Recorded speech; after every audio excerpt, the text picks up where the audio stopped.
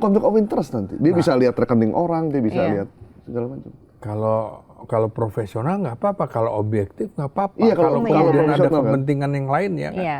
Makanya kemudian ini kan sehingga dia punya dua komando kan kalau di situ. Komandonya di Mabes dan komando di kementerian ya kan.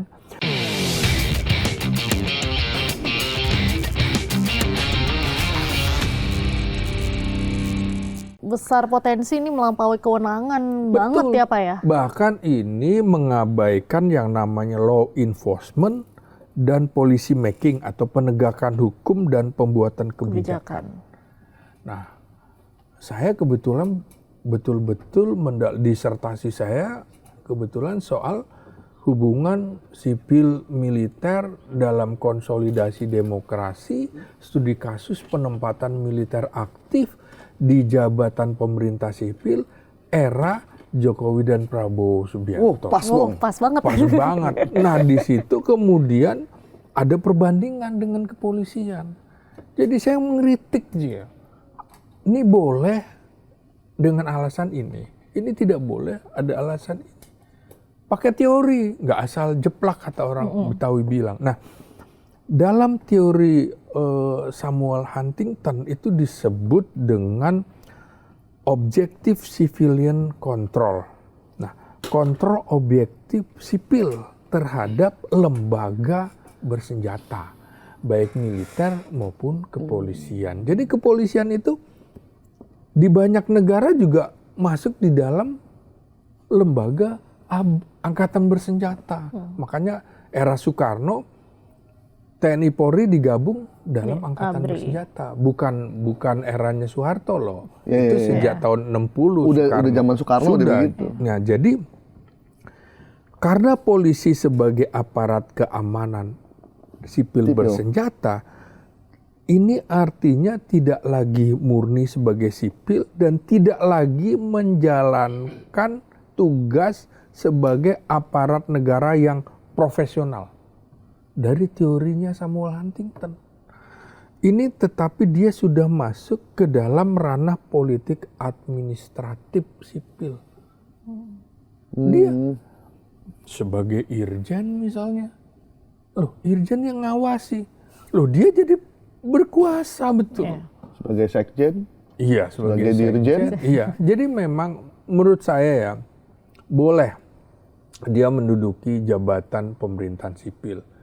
Tapi harus dengan undang-undang, bukan peraturan. Nah, harus kita pilih mana yang kira-kira ada kaitannya dengan tugas keamanan ketertiban masyarakat. Kamtibmas dalam penegakan hukum untuk melayani, mengayomi, melindungi masyarakat. Kayak misalkan di 17 itu ada OJK, Bang. Itu hubungannya apa sama polisi, Bang? Nah itu kan Anda juga tanya kan. Saya jadi OJK, PPATK. Mungkin kalau ada fraud gitu. Kenapa Bang mereka nggak nunggu pensiun? Undang-undangnya dulu atau gini deh? Atau kenapa harus sekarang aktif gitu? Apakah mungkin jadi conflict of interest nanti? Dia bisa lihat rekening orang, dia bisa lihat segala macam. Kalau profesional nggak apa-apa, kalau objektif nggak apa-apa. Iya, kalau kemudian ada kepentingan kan? yang lain ya kan. Makanya kemudian ini kan sehingga dia punya dua komando kan kalau di situ.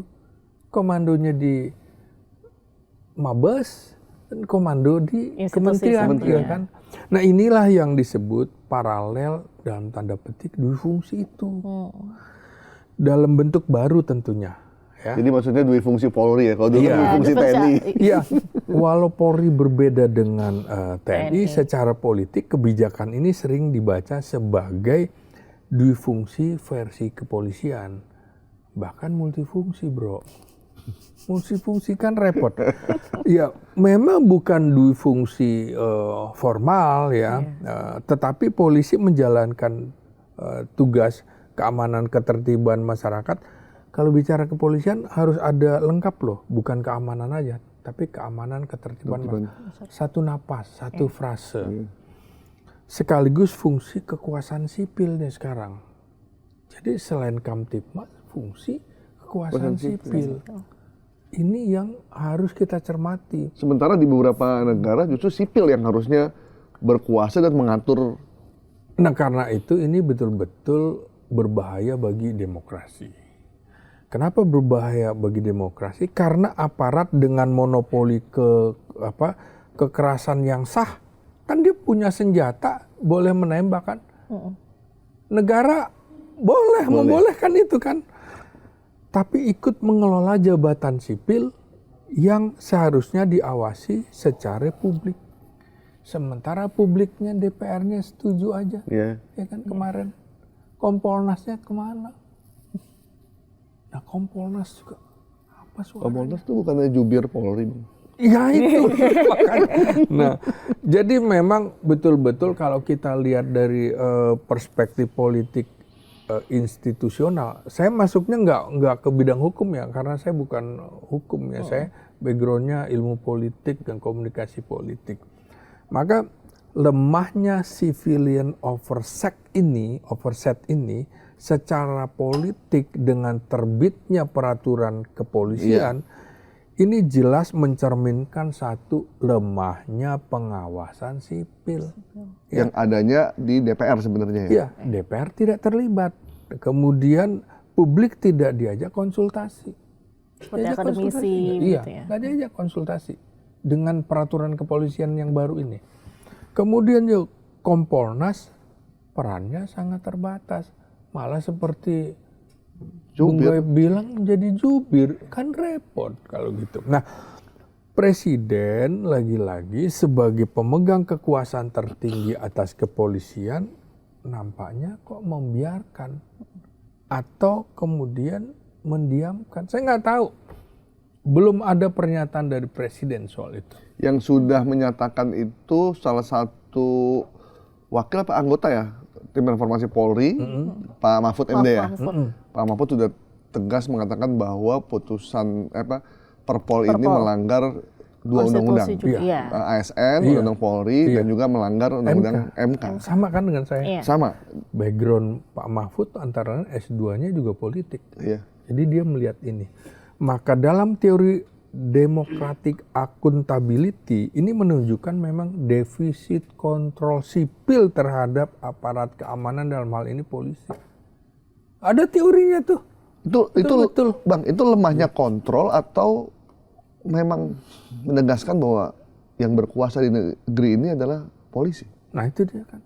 Makanya saya bilang, jangan sampai kita cenderung menjadi negara fasis ketika Jerman, ketika Jepang, ketika Itali menjadi negara agresor. Begini nih. Ya kan? Nah, dan itu lebih mengerikan ketimbang negara militer. Karena dia sipil tapi perilakunya jauh lebih daripada militer. Kita harus semprit ini. Nah, makanya dalam logika keamanan atas logika demokrasi, saya akan membandingkan penempatan polisi aktif sering dibenarkan dengan alasan, ya kan? Iya. Efektivitas katanya kan. Lalu apalagi? Stabilitas, kedaulatan, dan juga loyalitas. Loyal dong. Biasanya aparat berseragam kan loyal. Nggak usah ditanya lah kalau nggak usah ditanyakan. Nah, namun secara politik ini menunjukkan securitization of government. Maksudnya adalah masalah sipil diperlakukan sebagai masalah keamanan. Jadi seolah-olah ini urusan keamanan, ketertiban masyarakat. OJK apa urusannya dengan Kamtibmas misalnya? Jadi semua urusan dikaitkan dengan itu, justifikasi, pembenaran. Oke. Nah, ini kan kalau kemarin saya dengar di podcastnya Pak Mahfud gitu ya, ini kan bisa dibatalkan dengan executive review atau juga bisa ditunda nih sama presiden. Jadi presiden punya wewenang untuk menunda si peraturan kepolisian ini. Menurut Pak Slamet sendiri, presiden akan melakukan ini nggak? Ada nggak yang beritahu presiden? Nah ya itu. Pak Presiden, ini ada Tahu Perpol nggak nih. kira-kira? Ada nggak? Saya cuma khawatir presiden belum tahu gitu. Masalahnya seperti saya bilang tadi ya, kok kayaknya membiarkan dan mendiamkan. Saya nggak tahu apakah karena presiden Nggak tahu. sibuk di tengah kebencanaan. Iya. Kan memang betul-betul di tengah situasi Karena bencana. kayaknya dikeluarkan pakai momentum, Bang. Momentumnya semua orang lagi fokus ke bencana. Rata-rata kalau dalam politik itu banyak isu dihembuskan pada saat semua fokus Konsentrasi. pada masalah apa. Sama kan dengan Bahlil tiba-tiba mengusulkan sebuah ide politik, ya kan? Ya. Pada saat bencana. 3 periode itu ya? Atau apa ya? Itu Kemarin, kemarin. misalnya pemilu dilaksanakan iya. oleh siapa, Oleh oleh siapa. siapa, Iya. gitu. Publik kan nggak fokus. Nanti dianggap kan sudah gua omongin, Iya. ya kan? Kan gua udah omongin, kenapa lu diem Padahal aja? publik, media, semua lagi nggak ke situ isunya. Iya, ya jadi akibat apa masalah sipil diperlakukan, masalah pemerintahan sipil semuanya diperlakukan seperti masalah keamanan ketertiban masyarakat, demokrasi menjadi apa? Demokrasi cuma prosedural doang, bro.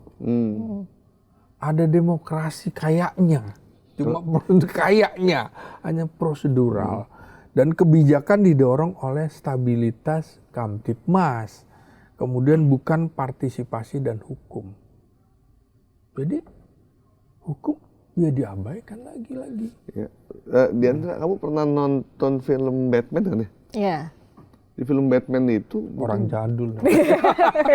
di film Batman itu polisi kalau ingin melakukan penangkapan, penggeledahan itu koordinasi sama wali kotanya loh, Bang. Iya. Gitu ya. Iya. Jadi dia tuh selalu, dan dia tuh berada di wali kota tuh berada di atas, kepolisian kotanya pada. Iya. Jadi dia izin mau geledah kalau belum ada izin dari Suratnya. jaksa wilayah sama wali kota belum membolehkan, belum bisa itu mereka. Itu benar. Tapi mereka tetap punya senjata, tapi tetap mereka harus nurut Koordinasi sama, dulu. sama sipil. Artinya kan ada flyer di atas. Iya. Iya. Ada layar di atasnya maksud saya. Emang benar.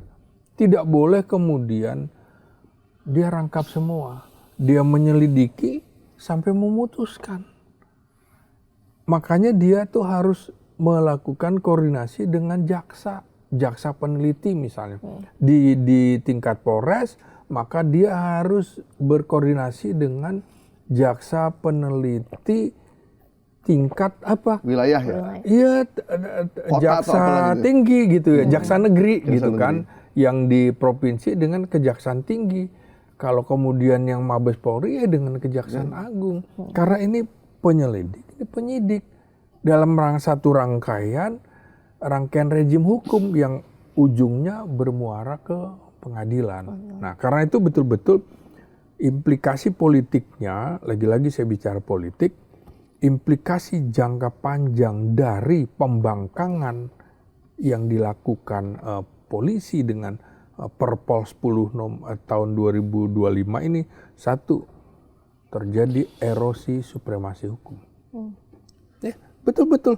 Jika peraturan kepolisian bertentangan dengan keputusan MK, juga keputusan undang-undang, dibiarkan terus nih, dibiarkan, maka hukum menjadi fleksibel bagi pemegang kekuasaan. Ya kan? Ini presiden buruk bagi lembaga lain, sekaligus memperkuat lagi-lagi bukan jadi rule by law, tapi rule of law. Ini nggak bisa. Kemudian yang kedua, lagi-lagi ini terjadi politisasi kepolisian. Mengapa? Karena polisi aktif di jabatan sipil berisiko kehilangan netralitas, Bro. Iya. Kan? Netralitas bisa hilang. Apalagi kalau menterinya itu dari parpol yang kemudian berkontestasi dalam pemilu. Iya. Iya. Ya kan? Iya. Hilang netralitas. Lu anak buah gua. Lu harus nurut sama gua, ya kan? Iya. Kemudian itulah dia menjadi alat kekuasaan eksekutif. Padahal dia alat negara, bukan alat pemerintah. Lagi-lagi dari situ terlibat konflik kepentingan. ya kan? Terlibat konflik kepentingan. Nah, maka dalam konteks elektoral ini sangat sensitif. Makanya muncul parcok itu. Iya, Gitu. Ini sebenarnya penegasan aja kali ya. Karena sebelumnya udah dilakukan juga. Akhirnya benar, lu membenarkan tudingan orang kan.